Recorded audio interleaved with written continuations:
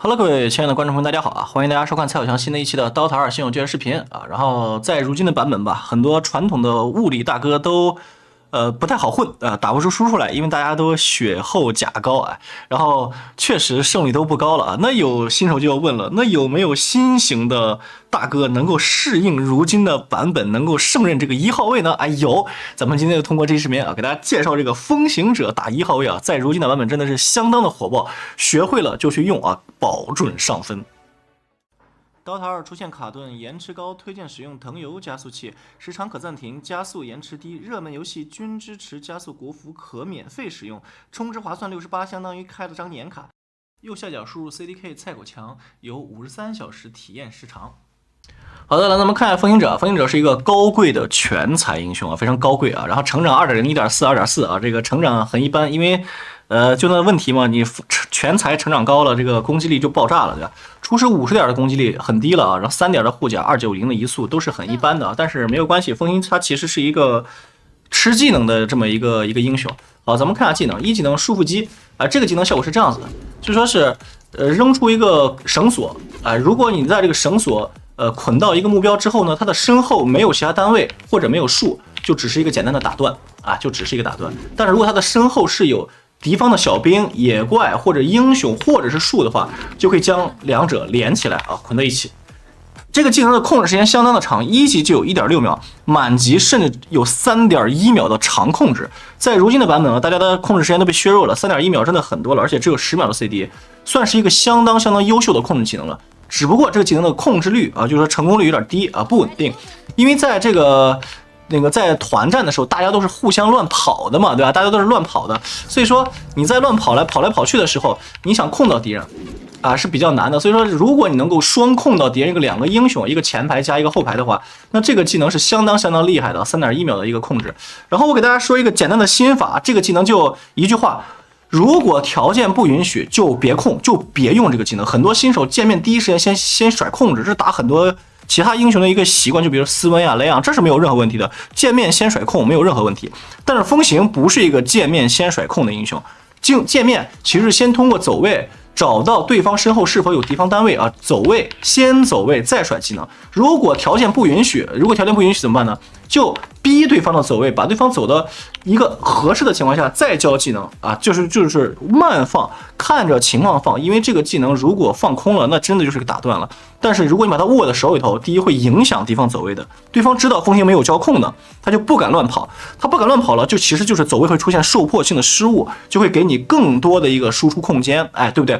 当条件是真的允许了，他走到树边了再控，这样子这个控制才是对的。所以说宁可不放也别乱放，握的手里头，等对方出现失误了，条件允许了再放啊。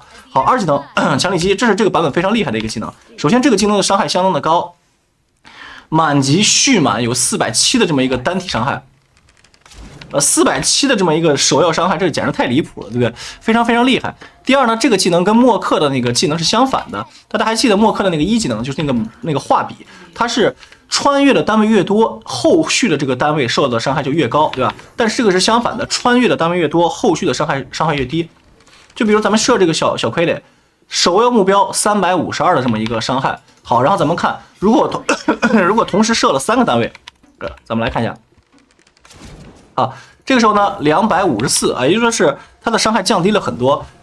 射到的单位越多，在后排的这个单位受到的伤害就越小。首要目标上的受到的伤害是满伤害啊，就是这个470的伤害，并且它这个版本有一个强力的减速啊，35%的减速，但这个减速它不是恒定的，它是根据你这个蓄力的时间来定的。如果你是秒射，哎，就比如你看它这个降低的移速很低，从324啊变得347，就只是降了20点左右的移速。但是如果你是蓄满，它直接变成246了，这基本上就是跑不动了。所以说你只要蓄满之后，它对于它的这个移速的降低是相当的多的，最高能减缓35%的这么一个移速，这个技能相当的优秀。首先在对线的时候是一个非常出色的伤害技能。你见过1级就有170的这么一个高额的伤害的技能吗？对吧？还带减速，1级170蓄满之后20%的减速，持续4秒，就光这几个属性就已经完美了，对吧？这个技能，然后并且那个升满之后呢，是有470的首要目标伤害跟35%的减速，持续4秒。所以说这个有了这个技能之后，你1级在对线的时候抢远程兵、抢旗子兵、伤害敌人，就是非常非常灵活的，对吧？你用这个技能能干很多事情，然后中期开始打钱。只不过到后期了，这个技能它可能就是没有那么理想，它是靠其他技能打输出的啊，这就是这么一个强力机的技能，很好用啊。好，3异能风步啊，就开启这个技能之后呢，你首先会获得一个移速提升，并且在这个持续时间内都是那个闪避啊，100%闪避，能提升60%的移速提升，100%闪避，然后持续6秒钟啊，然后 CD 12秒，这是风行非常核心的一个技能了。有了这个技能之后，你可以利用这个技能干嘛？迅速的贴到你要攻击的目标身边。进行输出啊，相当于输出技能，对吧？然后呢，在团战的时候被敌人追击了，你可以靠这个技能什么迅速的逃出战场，对吧？逃离战场，然后算是一个拖出技能，非常灵活啊，这机动性拉满的一个技能，且100%闪避啊，持续6秒钟，然后这个非常非常厉害。所以说打风行是如何击杀风行，一直都是让敌人非常头痛的这么一个问题啊。但是这个技能是能被驱散的，就是它是比如说 DP 出一个风杖。然后这时候呢，我先开风步，1P秒追他，然后这个看这个风步立刻就被驱散掉了。咱们再来看一下，我开，哎呀烦人！再来一下啊，我先开这个，然后他吹他哈，然后你看被吹的瞬间，这个风行的这个 buff 就没了，因为你开启的时候是有个 buff 的嘛。然后只要被吹的瞬间，这个 buff 就立刻消失，所以说它是可以被驱散掉的。像什么神谕者呀、风杖啊，这种或者否决呀这种有驱散能力的道具打风行是非常重要的，所以说这个要注意这一点。如果你没有这些道具的话，风行真的是无敌的。然后开着 BKB 直接就是 BKB 就是不失控，对吧？然后魔抗增高，这个是100%闪避，直接突你脸，你确实没有什么好办法。好，大招集中火力。就像这样的，那个可以一边移动一边攻击，同时可以跟风步配合，一边移动一边攻击。攻速拉满，但是伤害会降低。那个满级能够提升500点的攻速啊，基本上就是说你配合一些基础装备，攻速就直接拉满了，就这么理解就行了。然后呢，只不过有30%的攻击力降低的这么一个惩罚，持续时间20秒啊，持续时间20秒，也就是说你只要想秒对方的核心，给对方的核心脸上点个大招啊。满攻速 A 他20秒，是人都死了，对吧？并且它这个攻速快，它可以触发很多的道具嘛，就比如像雷锤、金箍棒，这种通过攻击频率触发的道具太适合它了。无限雷锤、无限那个金箍棒的这么一个特效的攻击，是人都吃不起。只不过这个技能会被林肯所挡啊，就比如说这个林肯。然后呢，如果你他有林肯的单位上大招，直接被林肯挡了，那怎么办呢？就是说先用一技能破林肯。再上大招就可以了啊，就是这么简单。然后在大招期间内，你是可以用 S 取消攻击的，就是对方比如说有这个刃甲，你就不要傻乎乎的对方开着刃甲，然后那个你还大他，然后这时候停不下来怎么办？摁个 S 就停下来了，摁个 S 就停下来了，就这么简单。好，看魔晶。魔晶是狂风之力，就说是你可以选中一个地点，然后往某一个方向吹风，吹风的时候，对方就会被吹走。然后如果这个时候敌人想逆风而行的话，会受到一个严重的移速影响。这个是一个非常优秀的逃生或者说是混乱战场的一个技能。就比如说我们打不过了，像小当家的大招一样，我们打不过了，要小当家开大掩护队友撤退。风行可以用这个狂风之力掩护队友撤退。我往这边吹，敌人是不是追不上我？我就跑了，敌人追不上来嘛，对。第二个呢，就是反方向吹风嘛，敌人逃跑，对吧？敌人打不过，他们想逃跑怎么办呢？我就反方向吹，这么吹，对吧？他们是不是就跑不了了？然后我们就可以进行输出了啊，就是这么一个技能。那个根据情况来选择是不让对方逃跑，或者是让我方逃跑就这么一个很好用的控场型的一个技能。只不过就是持续时间稍微有点短，3.5秒啊。然后但是在团战先手的时候，从什么侧翼或者正面把敌人一个反方向吹，对方3-4个人都走不动，相当于被定在原地了，其实也是非常厉害的一个技能。好，然后 A 杖属于核心型的一个道具了。有了 A 杖之后呢，那个首先你是可以在开启风步的时候持续隐身的，然后你的平 A 技能大招是吧都不会打断这个隐身，非常非常厉害，都不会被打断，对吧？所以说这个技能有了之后，风行无论是在优势期找人还是在劣势期找机会都非常厉害。在优势期直接大招一开，无限找，因为它 CD 短嘛，CD 短，然后呢这个而且无限隐身找到敌人了，是吧？那个一个捆住了大招啊，直接进行单杀啊，就是这种感觉。所以说它这个压制力是相当之强悍的。你知道有一个神装风行，还无限隐身，你还敢出门吗？甚至就是说是对方只能被迫抱团出门，带宝石针眼插满，才可能给大哥提供一定的打钱空间。所以说一旦风行者打出优势了，这种扫图和压制是非常非常恐怖的，那种窒息感，体会过的人都知道。因为你可能正走着，痛一个隐身的风行出来，直接一个捆树上大招，直接把你点死了，你就没有办法，好吧？所以有了这个技能之后啊，这个是非常厉害的。第二呢，受到的物理伤害减免45%。有人说了，那我开启风步不是100%闪避了吗？对不对？那跟这个物理减免45%又有什么关系呢？首先，这个闪避的只是来自那个他们的普通攻击啊，咱们插一个针眼啊，给大家看一下。好，插个针眼，这个时候呢，剑上就可以砍他了，对吧？好，这时候咱们再看，刷新一下啊，就是我在隐身的时候，敌人砍我，是100% miss 的，但是呢，有技能存在，就是你像剑圣的大招，它是什么物理伤害，哎，对吧？物理伤害，但是风行的风步其实是可以躲剑圣大招的。你看，我开启之后，它就打我就不掉血了，为什么呢？因为剑圣的大招相当于什么？就是多次高速的物理平 A。再来看一下，我先开风步，他砍我，全是 miss。相当于这个那个风步的这个技能完克剑上大招，但是你像刚被收的刺第一批的这个大招驱使恶灵，他们也是物理伤害，但是他们是技能型的物理伤害，技能型的物理伤害是不会被闪避的，也就是说是风行的这个风步100%闪避，或者说某些人出了蝴蝶30%多的闪避，这个闪避是不会闪避技能伤害的，咱看一下。好，这个时候你看是不是特别疼啊？这么多鬼魂都在打风行，非常疼。但是呢，如果风行在这段期间内开启了风步，鬼魂虽然说也在打他，但是呢，受到的伤害明显降低了很多，甚至可以说风行能够在风行有了一定装备之后啊，带着 A 杖开着风行直接强突 DP 的脸，顶着 DP 满级鬼魂，用自己的大招也能把 DP 点死，因为这个期间内 DP 是打不死风行的，在这个6秒钟时间内。所以说这个有了风步之后，开启就是 A 上效果，开启风步之后能够减免45%的这个技能类型的物理伤害，是这么理解的啊。好，然后咱们讲完这些了，说一下这个技能加点跟这个出装啊，它的技能加点跟出装其实是比较固定的，好吧？好，一般来说一级学这个强力机，无论是对线抢远程兵、抢旗子兵，还是打血量持续平 A，因为它有4秒的减速嘛，都是完美的，非常好用。2级的时候点风行，3级的时候点强力机。好，然后4级的时候看情况，我推荐各位点1级束缚机。然后就是在路人局中经常会出现，如果万一有机会击杀了，但是你们没有击杀掉，然后队友一看，哎，风行没有学束缚机，哎，这时候分锅就来了，队友就会点，哎，对吧？这个束缚机未学习，哎，行了，锅就是你的了。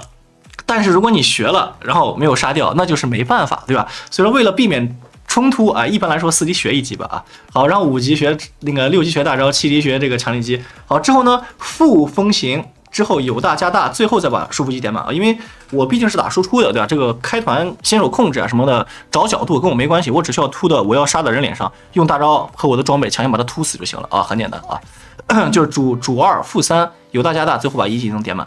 好，10级那个束缚机冷却跟强力机减速，这个减速从35%变到50%，其实没有太多意义，因为我是大哥，我不是酱油，酱油点这个很厉害，但是大哥的话推荐点这个束缚机冷却啊，因为这个没有什么用处，我是靠风行强就是强突敌人脸，靠大招把敌人点死的，这个减速对我来说意义不大。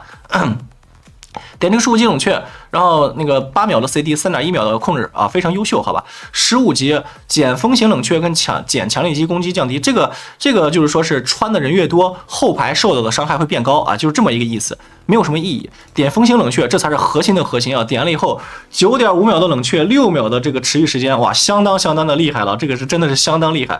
好，然后这个20级，集中火力攻击降低跟束缚机眩晕，从这个什么3.1秒变成3.85秒。和这个减12%的攻击降低，从30%降到18%，这一定是核心的技能。那个大哥风行就是靠大招打输出的，一定要点这个。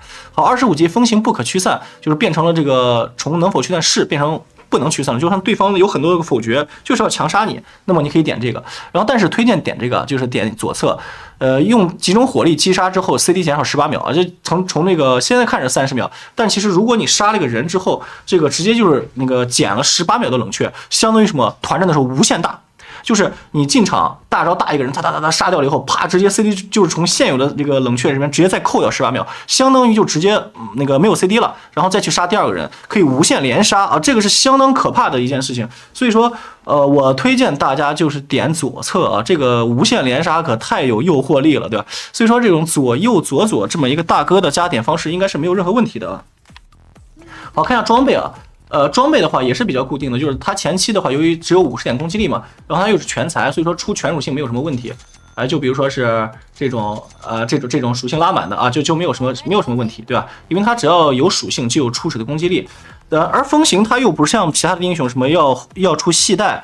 补攻速，对吧？要出什么挂件什么补输出，它其实都不需要，它输出是靠雷锤这种触发性的道具打的，所以它只需要一点站稳线就行了。因此我推荐大家出个护耳，好吧？然后什么大魔棒呀，然后鞋子推荐出假腿啊，因为这个香味鞋对他来说提升不大。他又不缺这点移速，他移速是靠这个风行打的，对吧？然后这个像那个假腿，他加的这个属性还是蛮不错，那个加那个所选属性加10嘛，他又是全才英雄啊，这个加的还是比较高的，好吧？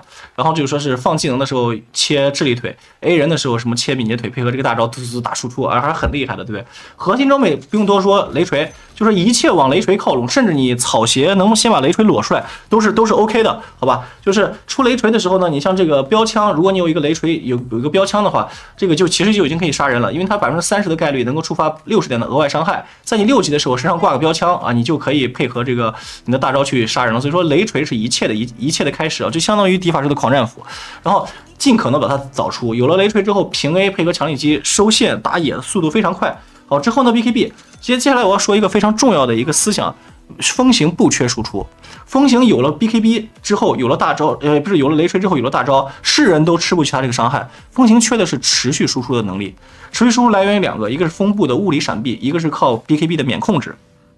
所以说很多新手他都想把风行打得很暴力，出很多输出装，完全没有必要。风行只要你能够站得住，大招一直对着对方点，什么大哥都能杀了给你看啊！所以说就是 BKB 加雷锤，我个人觉得是必须要出的2件道具啊。第3件 A 杖，好吧，就是。有了雷锤加 BKB 之后，你就有了单杀能力了；有了 A 杖之后，你就有了扫图能力了，对不对？你就可以说是这三件套往身上一挂，你就可以满地图找人单杀了啊，非常爽，非常爽。团战的时候也很简单 ，BKB 一开直接强顶对方大哥脸，管你是谁呢，就是直接大招往你脸上一套，把你杀了就行了。然后平常运营的时候，你就开着那个风步，靠着 A 杖这个无限隐身，满地图找人，找到人就单杀啊，非常非常厉害。之后呢，看情况，就是一句话。缺控制补控制，缺输出补输出。你可以把这个雷锤和那个升级成这个缚灵锁，对吧？然后呢，你先是一个束缚机捆在他身上，他马上醒了，缚灵锁再捆一下，他基本上都死了。之后就是说，比如说是对方有一些无视技能免疫的控制，那怎么办？我可以补林肯嘛？我们队伍中缺输出了，或对方很肉，他很肥很肉怎么办？补个金箍棒嘛？哎，就是这种感觉。要是缺控制了怎么办呢？我可以补个羊刀之类的道具，都是可以的。就说是之后缺什么补什么。但是 BKB 雷锤加 A 杖这3件套大件儿。啊，绝对是首选的首选，好吧，就是这种感觉。行了，那个讲解篇就到这里，接下来大家看实战，实战中风行者怎么玩的。好的，来咱们来看一下这场比赛啊，风行者的第一视角啊，然后使用者我爱上海，然后这个我爱上海是吧？非常标准的4个汉字，他到底是谁呢？哎，他就是亚托肉，哎，亚托肉这个太搞笑了。至于为什么爱上海，这个就是另外一个故事了，咱现在就不多说了。这个我爱上海的风行者的第一视角啊，然后看一下天辉方的阵容是中单蝙蝠吧，应该是中单蝙蝠是吧？风行大哥3号位应该是个兽，然后狮王跟小强的双剑游。看夜方，夜方的话大哥小鱼，中单应该是船长。3号位马尔斯，然后双剑游是陈跟先知啊，然后这个小鱼选的其实是没有任何问题的，因为小鱼打兽跟打船长，打兽跟打这个谁，蝙蝠都很好用，蝙蝠的那个拉它是可以解的，蝙蝠的燃油它也可以解，对吧？然后这个兽的话，只要有那声吼，它就不是这声吼一吼，然后就代表着它要冲刺了嘛。小鱼其实就会提升注意力，然后可以把这个准备随时开1技能，看见兽突过来的时候就开1技能，兽就算突了它了，也不能立刻接大招来控制它。小鱼可以选择去跳走或者开大招反打都可以。所以说，蝙蝠和兽对于小鱼的克制是很低的。然后那个所以说选小鱼没毛病。然后打风行的话，风行这一局的输出环境，除了打马尔斯可能有点难受，剩下的还都不错啊。看下抢符，这一剑是蓄满打到了先知，先知被控4秒走不动，然后在一个急速减缓的情况下，哎，被小强扔了一个就是那个血腥榴弹加这个穿刺起来。好，小强也是被打残了，打了一个1换1啊，但是是让风行拿到了1血啊，就是非常赚了。这局那个亚涛是补了一个补刀斧，为什么？很简单，因为对面有先知嘛，对吧？然后先知，有先知的话带补刀斧没有任何问题，且反正我是大哥，我要补刀，带补刀斧也没有任何问题，对吧？就是这样子，没有任何问题。啊，然后先知是直接飞到符点上来抢了个符，小强是给他带了一个这个霍尔卷轴啊，然后回到线上补刀，不要在野地跟先知做那个过多的纠缠啊，那个线汇合了，还是先回线补刀比较靠谱。然后先知和风行其实是一个好组合，就说是那个队友先知啊，跟风行是一个好组合，就说是他可以框住一个敌人，风行只需要用1技能去束缚击啊，基本上都是100%能够困到敌人的，对吧？因为那个面前都是树啊，你怎么样捆那个树中间的那个敌人都是能捆到的啊。好，你像他刚才就是在有远程兵的情况下，用一箭啊，又射到了远程兵，又射到了这个马尔斯来耗血量。第一，这个耗血确实很厉害；第二的话，就是说是这个抢远程兵跟骑士兵基本上是不会失误的。170的魔法伤害，在1级简直是太高了。好，来看一下这个对线他这个小强不停的用穿刺，只要穿刺起来了，风行就接这个束缚击拉满啊，因为你直接空拉的话，可能会导致这个敌人躲掉，因为这个蓄力蓄满了还是时间比较长的。但是队友有控制的话，基本上都可以保证蓄满啊。这是那个先知打得很有威胁啊，就是直接是飞到小强脸上，然后来杀小强。刚才风行做了一个非常精彩的一个举动，就说是他预判那个谁，就是马尔斯一定会扔矛去戳他救先知的，所以他走了一个很诡异的一个走位，把那个马尔斯的矛先逼出来了。马尔斯的矛出来之后，他再去杀先知啊，这个是非常正确的一个决策。如果他当时是第一时间就是顶那个先知的脸，要强杀先知的话，他的路线已经是可以说完美的会被马尔斯预判到。这个时候马尔斯只需要出矛把他钉在树上，先知就活了。所以他先是走了一个非常诡异的走位，然后躲掉了马尔斯的矛，再去杀先知，这个抉择没有任何问题，非常精彩啊。然后又是吃了一个净化药水，用一个诡异的走位躲掉了那个马尔斯的矛，因为他也是预判马尔斯看见他吃净化药水了，一定会扔矛的嘛，所以往前走一步，往右拐一步，哎，就躲矛了。好，然后先知是走过来用框树把他框住了，然后打掉了这个净化药水。好，然后补了一个草鞋加加速手套，然后出假腿。风行者前期的这个续航是有一点小问题的，或者说整场的续航都有点小问题，所以说补一些那个回蓝的道具还是比较重要的。就比如说你可以补个魂类啊，前期补个魂类，我也是非常喜欢这个道具，非常舒服。再者就是小强得那个早点出这个王者之戒，然后和那个什么密法鞋啊，也是没有任何问题的。看小强，就这个那个密法鞋的配件嘛，前期先出这个配件，然后帮助大哥线上回蓝啊，也是很重要。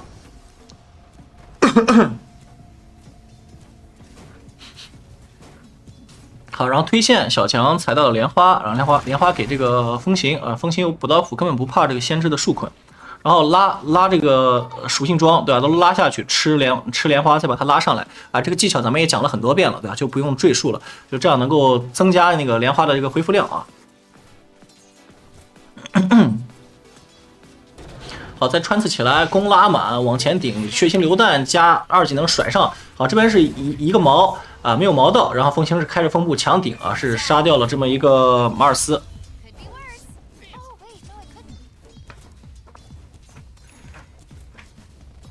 好，这时候杀掉马尔斯之后，那个对线基本上已经打出优势了。风行是那个不是先知是被迫的去支援其他路了，确实是不太好打，因为小强穿刺起马尔斯加风行的这一剑，能够看到，就算强如马尔斯啊，你也吃不起这个伤害。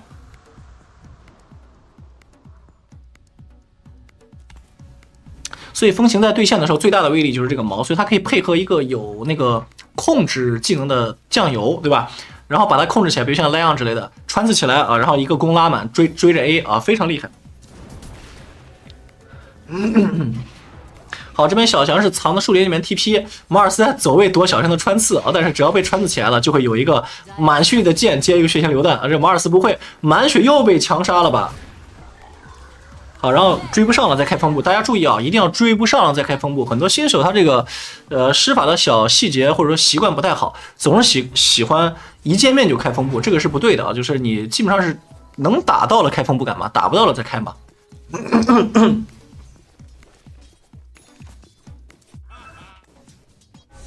这么一来，你看风行的这个战线的压制力有多大，对吧？就是其实威慑力是相当大的。他5级的时候是没有学这个3级的强力击，留了个点儿，他就想如果出现机会了，可以学束缚击去进行击杀啊，都是可以的。好，这时候呢，马尔斯可能被迫的去打野，或者说是屯野，要么就是帮助边路支援了，因为他不敢来线上了。刚才在线上满血，他抢了一组野怪，满血被小杨穿刺起来，直接就死了，就非常非常可怕。这个爆发。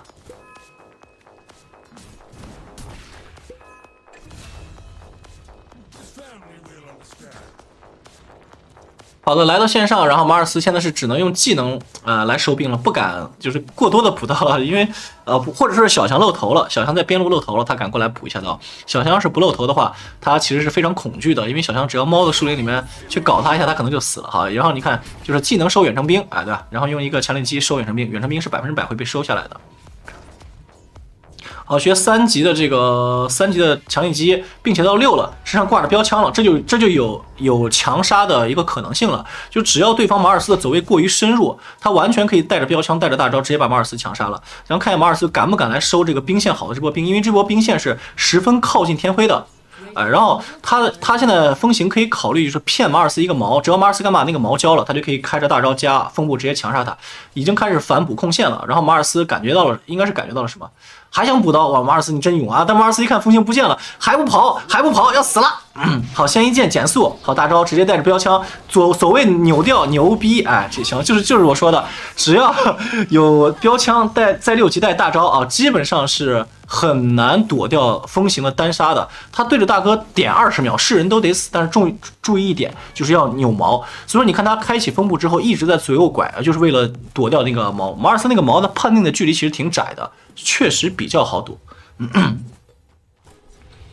好，然后拿了一个小猪肝，为什么拿猪肝呢？就是因为它是全才英雄，全才英雄猪肝加全属性啊，对于攻击力的提升来说比较大。好，这边是感觉是船长来到了这边，先知也来了。好像想起，哎，这个好，这一剑那个束缚击是破了一个，这剑强力击是破了一个树，继续追着 A， 哇，这时候摇头已经变态杀戮了。啊，这时候想射一箭，但是呢，就是刚才说的，他这箭其实比较容易躲掉，最好是配合有控制的队友，然后来进行击杀。船长是赶了过来，想配合队友是杀小强，但是船这个水箭水空了，我的天！啊，但是不影响后续的这个击杀啊。好，风行通过这个传送门传送到上路，想杀小鱼，不知道小鱼是不是由于队友爆点，他那个大招交过了，但是这一箭没有射到小鱼，那就算了，回去吧。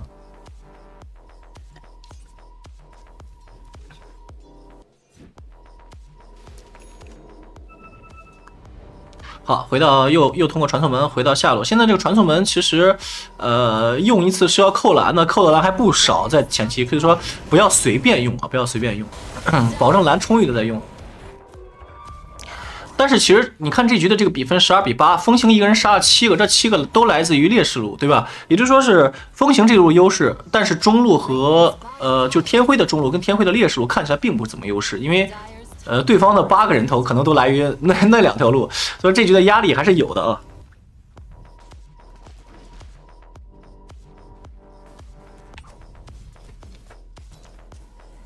好，自己拉野，自己控线。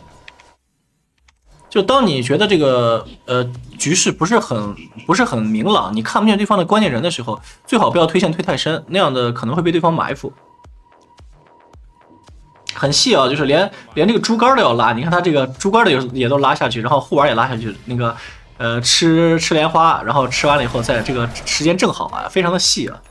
好，然后9分20秒，然后有雷锤了，这是雷锤非常非常肥啊，这一波的风行的这个威力可谓是就是达到了顶峰啊，这波带雷锤带大招，谁都是吃不起伤害的。好，小强想杀船长，穿刺起来就死啊，直接开风步贴脸大招直接杀掉啊，然后继续追击平 A。风行一剑，这个陈是必死的，因为他知道他中了这剑他得死，他为了不中这剑他得扭了他也得死啊，反正就是必死了。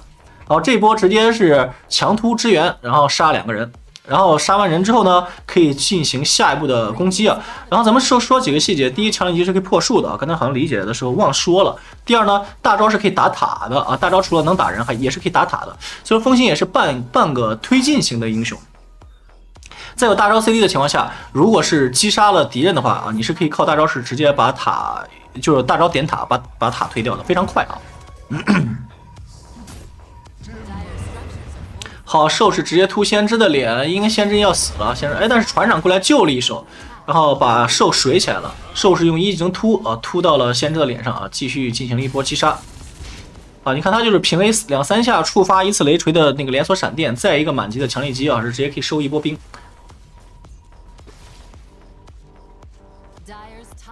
好，下一件 BKB， 有了 BKB 了，就是打船长呀，打什么马尔斯啊，都是很好打。因为马尔斯开个竞技场你出不去，还是很恶心的。然后咱们说下这局的出装路线，咱们不是说了很多期这个教学都是怎么讲的？就是理解篇它讲的只是一个什么？只是一个框架，对吧？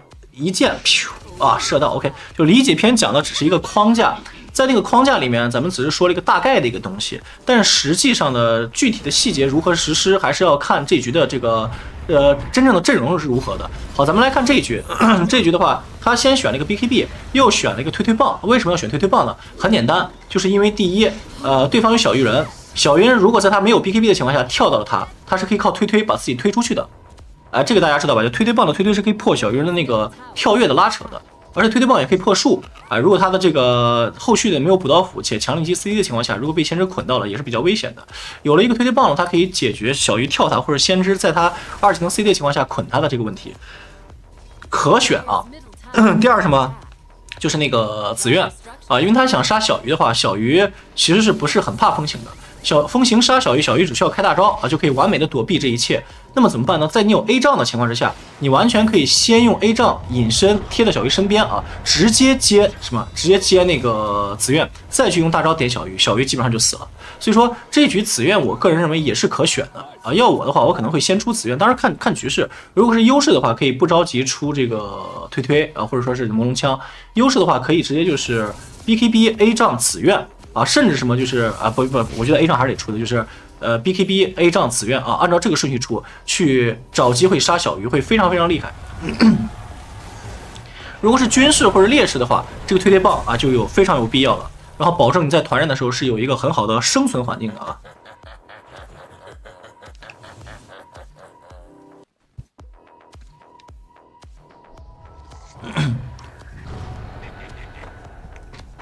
好，其实在这段时间，风行的这个就是生存慢慢的有一点小危险了，是什么？就是马尔斯。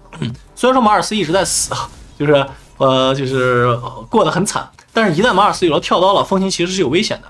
因为风行第一，他那个大招他是不能，他的风行的平 A 是不能穿透马尔斯的竞技场的嘛，就是在外围不能打里面，里面也不能打外面。然后那个，并且呢，如果是被马尔斯大招控到了，就是跳毛大什么的，然后在里面他没有 BKB， 他也是出不来的，对吧？你又风步又不能跑出来，所以说这几波，你看他打的比较谨慎，他没有主动出击，主动出击就打了1-2波，然后就开始进行什么，就是发育了，他想把 BKB 打出来，不然的话他害怕。你看就这一波，就咱们说的，为什么就是说刚开始那么有优势，他怎么不进攻了？其实就是这个道理，他在马尔斯有跳刀了的情况之下。马尔斯主动找风行强杀风行是没有办法的，因此他要保证自己是一个打不死的 carry， 那么必须要保证自己是有 BKB 的。因为马尔斯他什么都可以不出，裸个跳刀就针对风行打啊，就完事儿了。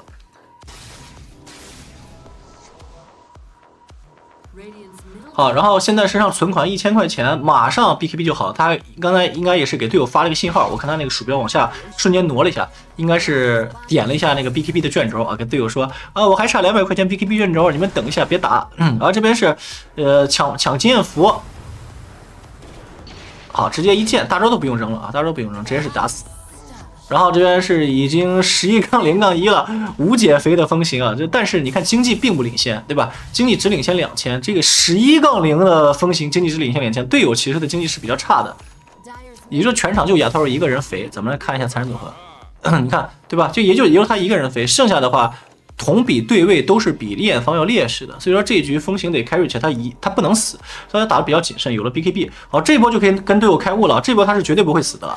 然后只要他被船长标记到了，而且船长标记他马尔斯诓大他都是可以开着那个 BKB 强打的。OK， 你看是不是节奏起来了？所以就是节奏是要根据自己的装备来定的。当你稳定了之后，就可以进行输出了。先找谁？先找船长，船长是现在是核心人物啊，直接开着那个啊，但是船长是开了刃甲，刃甲一开 BKB 反打，因为 BKB 不怕刃甲，这个大家应该知道吧？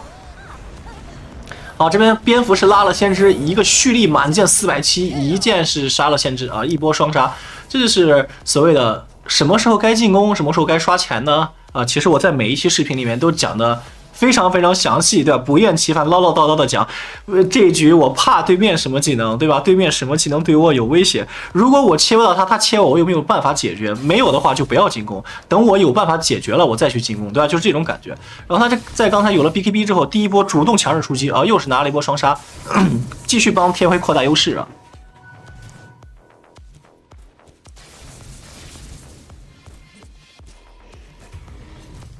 好，下一件走朦胧枪，朦胧枪能够有效的增加他这个射程啊，这可能是他个人喜欢的。然后也没有什么问题啊，也没有什么大问题，因为毕竟是高贵的全才啊，你出什么都 OK， 对吧？全才就是牛逼，出什么都行，而出分身符是吧？出冰眼，哎，我爱出啥出啥，出啥都行。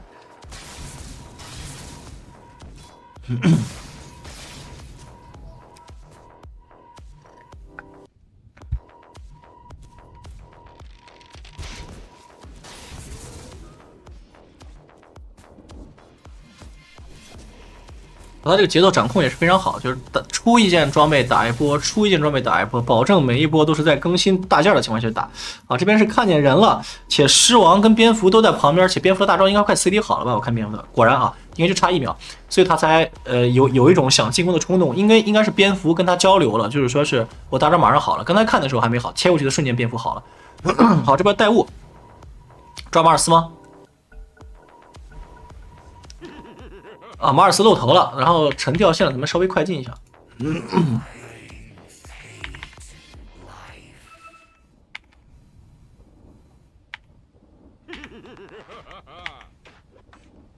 好，然后再看这波，好，直接是开着大招往脸上顶。啊，这个虽然说马尔斯有盾啊，但是他打的主要的输出其实还是雷锤的这个魔法伤害，对吧？挡不了多少。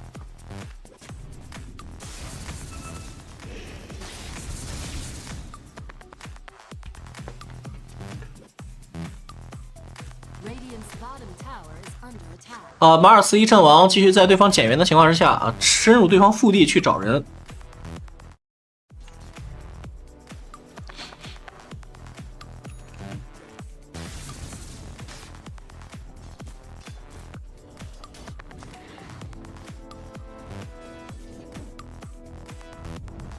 其实他打的真的很稳啊，这个亚托真的打得很稳。要是我的话，我第2件就出那个，就是第3件就雷锤 BKB， 我就出 A 杖了。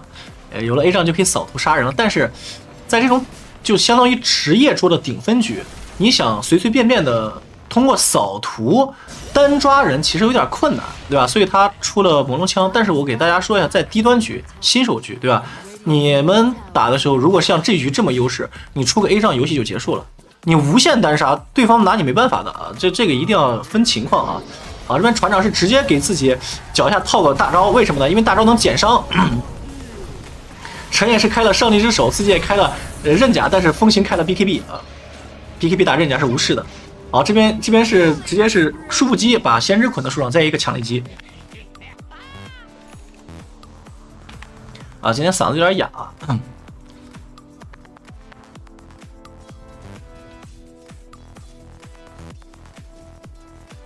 好，这么一来的话，比分26比14，经济终于是渐渐拉开了。全场感觉每一波团战，你看天辉方的思路很明确，自己不单独打，是吧？每一波主动进攻都是要抱着风行打的，因为他们知道风行是唯一的输出点，对吧？风行是全团唯一的那个可以说是致命输出点，所以他们打的都很谨慎，每一波都是抱着风行打，风行不在就不要主动进攻，不要主动抓人。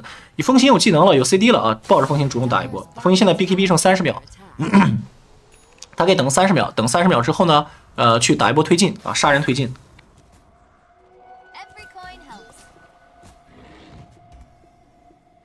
好，这时候 BKB 20秒了，可以叫队友过来汇合一下了，然后找机会去进行一波击杀。只要杀到人就可以推塔了。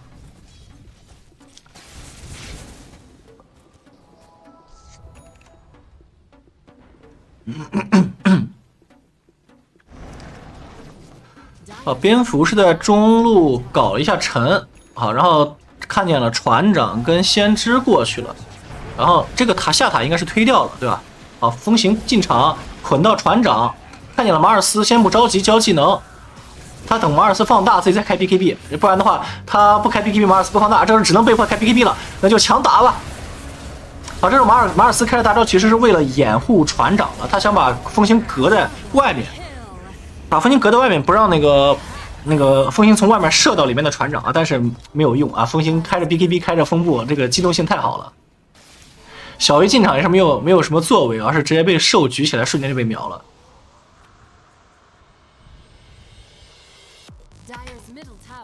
好，打了这么久了，第一次回家啊，这个风行真的是这个状态非常非常差劲了。第一次回家补一个状态，开着风步往回跑，也速度也是非常快。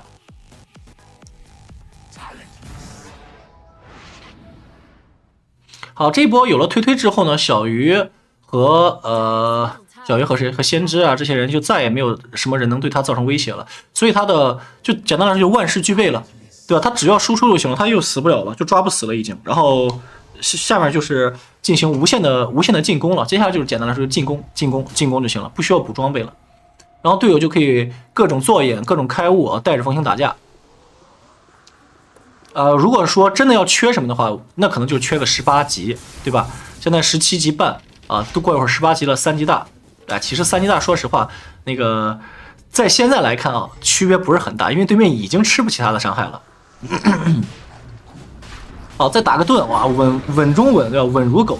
先用那个1技能破林肯之后呢，再用这个大招去刷掉入山啊。小强是直接是单杀掉了对面的小鱼，看一下小强有红杖了啊，怪不得，就是带着队友打太肥了。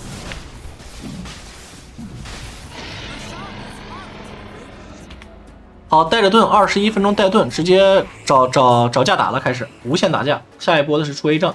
A 杖完了走紫苑啊，紫苑就刚才说的，他可以去单抓这个小鱼，或者说是马尔斯看他有大美，马尔斯有 BKB 啊，不是没有大，就是有用 BKB， 有 BKB 的话还好，小鱼的话他肯定不会在短时间出 BKB 了，有了紫苑就把小鱼关了。3星大最重要的是个 CD 啊，从50秒变到30秒，可以一直用，对吧？杀个人推个塔，杀个人推个塔，节奏特别的好。啊，然后这时候对面也知道啊，这个风行惹不起啊，只能看着风行硬推了。然后队友就跟着风行推就行了。好，推那个拔完中塔，再往拔完下路2塔，再往中转。整个夜方就只剩下2座外塔，难道要直接上高吗？这已经是不给机会了，因为他知道这段时间是他的绝对强势期啊。那个上高把对方逼回来，他其实并不一定非得上高，感觉就给一个上高的行为啊，把对方逼回来嘛。你要回来了，我就去推其他路嘛 ，OK 的。然后如果是不回来，那我就硬推嘛。看一下小强好像是找到了这个小鱼找到了小强啊，是反杀了小强，但是这么一来暴露了，就是说他们有好几个人都在外围，并不能第一时间回线，开了个塔防。这时候呢，对方的人都回来了，把塔防逼出来了，感觉也已经可以了。好，再刷一波远古野，这个时候就18级，18级的话，下一波的话等小强复活，还可以进行下一波进攻。然后这个逼回来是很有意义的，本来你不逼他们，他们会在外面刷钱的，你们懂吧？这个是给新手说的一个很重要的大局观，就是如果你不上这个高，不逼他们的话，小鱼人会咱们一直刷钱，反正你推中塔嘛，对吧？我回不回来你都推中塔，但是一逼把小鱼人也得硬逼回来，打断了所有夜方的人打钱的计划。好，这边我是有推的啊，要不要推吧，不推吗？哇，这么省，他是害怕小鱼有引刀在旁边蹲他一推，但是我有 BKB 嘛，哇，不是他这个技能省的也。就太稳健了，我只能说太稳健了。第一时间硬生生没有反应过来，为什么他会那么省劲？好，开着 BKB 往后拉扯一波，因为蝙蝠跟狮王直接被秒了，只能被迫的撤退了。刚才我感觉他如果是因为有盾，他推棒推上去，也有 BKB 对吧？他只要推一下就行了嘛，然后强杀把那个先知点死，然后就算对方开大招把留他开着 BKB 退出来，不就行了吗？没明白有没有高阶的水友能够解读一下刚才为什么亚头那么谨慎，没有用推棒去杀那个先知？好，好，这波打完了，再买一个极限那个精气法球啊，这什么这 A 杖就好了。有了 A 杖了，他回家补一波状态，可以扫图了。接下来扫图单杀人，杀完人上高。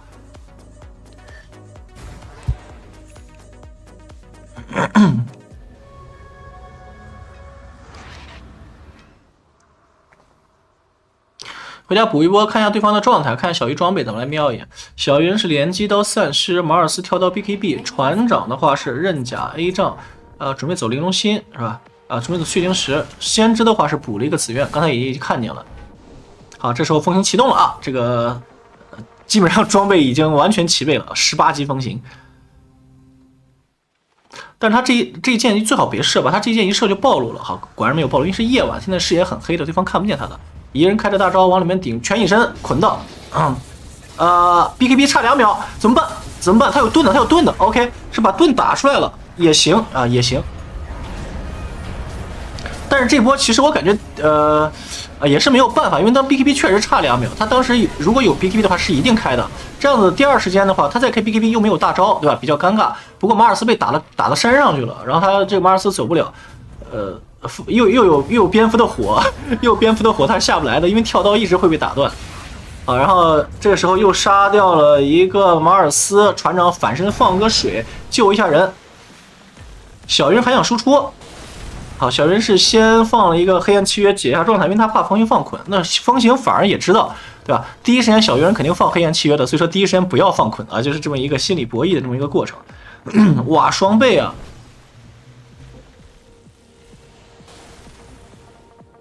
好，他在等人，在找人。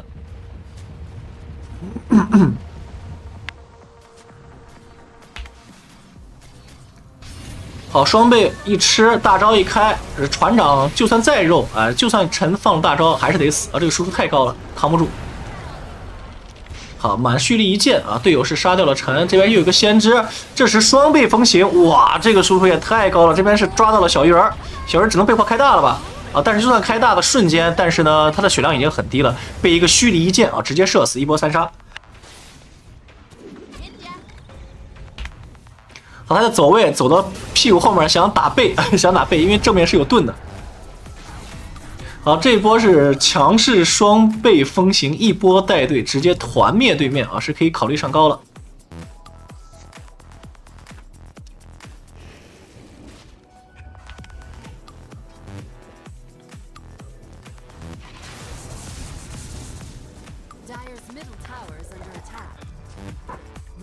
好，风行，然后来到下路带一波线，把线推出去。他们不会还想等下个盾吧？要等下个盾真的是稳如狗啊！这顶分局，你看牙头打游戏都这么稳，对吧？新手就不要浪了。你看人家牙头都打得如此之稳健，稳如老狗。各种细节拉满，还不停的拉，不停的拉，不停的吃，就拉装备吃莲花。好，大雷锤，雷锤合成了附灵锁。小强跟他在等人，因为28分钟是这个刷经验符的时间啊，28往过走，这个地方会定期刷新敌方英雄的啊。哎，刷新了，刷新了一个马尔斯。好，这野生的马尔斯被发现了，哇，直接死了。好，然后你看现在18级之后，这个大招 CD 特别的短，然后马尔斯一阵亡只有20秒，然后随便拉扯一波，下一波。在马尔斯没有复活的时候，还是有大的，所以说可以让对方一直减员。因此，在这种风行的压迫力之下，对方只能被迫往后撤退。这个蝙蝠不讲道理了，直接开着 BKB 就踢了西瓦，直接吐到船长脸上了。船长被拉下来啊，但是船那个标记刚才是标记自己的，还好啊，标记自己的。看一下这波他要不要用大招直接点那个用大招点建筑啊，直接用大招点建筑了，非常稳健啊，没有点远程兵营，先是把没有点近程兵，先是把远程兵营点了，哇，这也太稳了吧！就是看这局亚头这个大哥风行，因为他知道自己是唯一核心，绝对不能死，打的稳如狗啊，跟打比赛一样，我天哪，真的好离谱啊！他下件走紫苑，紫苑就是为了防止小鱼人那个起来嘛。有了紫苑之后，小鱼人再怎么打，他都是没有什么生还余地的，除非小鱼人出 BKB， 小鱼人是补了 A 杖，但是这就没办法了。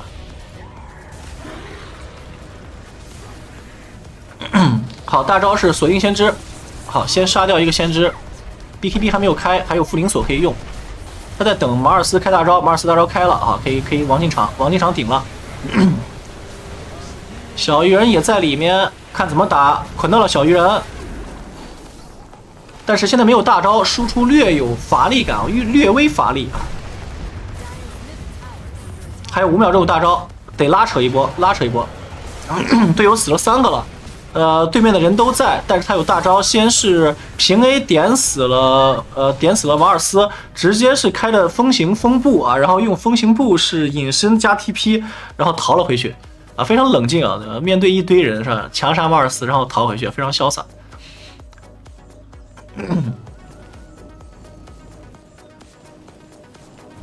这一局说实话，其实田园方的阵容有点太极端了，对吧？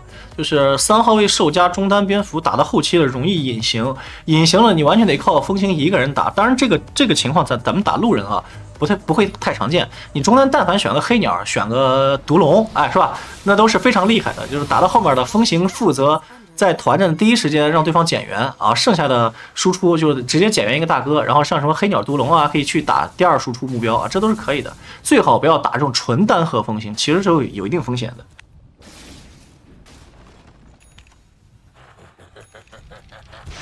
好，紫苑也到手了。那这么紫苑一暴露的话，小鱼人也知道自己的末日要来了。就是哎，这边船长是标记了自己不能第一时间把他拉回去。哎呦，这个标记。这个标记是可以打断那个蝙蝠的这个大招的。好，继续开着风步找人。这时候你们看地图上已经没人了啊，就是说，当一个成型的风行，它其实这个战略意识很强大的，它能逼着对方的人都不敢露头，只有船长标记自己走出来砍一水刀，都已经靠这种情况在收线了。这就是所谓的成型风行之后的压迫力啊，是非常恐怖的。好，下键走血级。因为他那个血击，他不是能触发额外伤害吗？配合风行的这个大招的这个持续伤害，是输出相当恐怖的。不过就现在这个版本血击这个装备有点贵啊，有点贵。就是说一个题外话吧，就很多人觉得这个血击它不是很强力嘛？那么那个什么血击蜘蛛啊，是吧？什么血击猴子之类的会很厉害？为什么蜘蛛的胜率能垫底呢？就是因为这个装备太贵了，你又不能第一件出，因为它杀属性的不佳。对吧？你第一件出脆的跟狗一样，你蜘蛛还要突脸，那怎么可能？但是呢，如果你第2件、第3件出的话，你这个装备成型太慢，等你有血级了，对方也有那种怎么说呢？驱散装备了。所以说一开始想的很美好，后来就发现根本就不是那回事儿。这个装备太贵，想要靠它打输出的话，已经不现实。好，这边是隐身小强配合跳刀蝙蝠抓到了一个船长，船长阵亡，小鱼阵亡。这一波的话可以直捣黄龙了，又打到了一个马尔斯啊，对方的这个阵容瞬间被土崩瓦解，因为对方只能抱团走，这就是问题所在了。就是风行这个真正的战略意义，咱们已经讲了很多遍了。对方在被风行扫图抓几波之后呢，要么是4个人蹲高地看船长标记自己出来收兵，要么怎么办呢？就是说是抱团走，可是抱团走，只要你正面打不过就出事了。正面打不过少一个人就会被无限减员啊，就是这波的经典情况。所以有一些情况就是说，你看着风行厉害，但是他其实真正厉害的那种隐性原因，很多新手看不到。好，对方都阵亡，要不用个大招把这个他想的是应该是先点塔，然后留着大招去打架吧。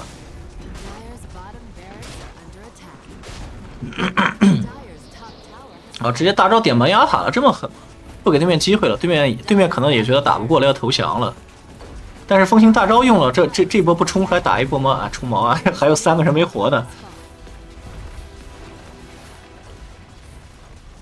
好，这波打完，基本上对方也就是最后一波挣扎的命了，对吧？对方肯定是最后挣扎一波，不挣扎了，游戏就直接结束了。可以看出风行者这个英雄，他只要打出优势了，前期。扫图加压制这种感觉啊，非常非常适合路人，输出爆炸高且成型很快，不需要大件装备的支持啊，不像什么迪法师猴子呀，3个大件才能有战斗力，他前期一个什么雷锤BKB 就可以到处杀人了啊，这个很厉害很厉害。所以大家学会了之后呢，可以在路人局的天梯用一下，真的是非常非常好用，非常厉害。这局也是完美数据啊，在职业桌顶分局28-0-10的这种逆天数据，亚头尔是真猛啊！行了，今天的视频就到这里了啊，然后感谢大家的收看，我们下期再见吧，拜拜。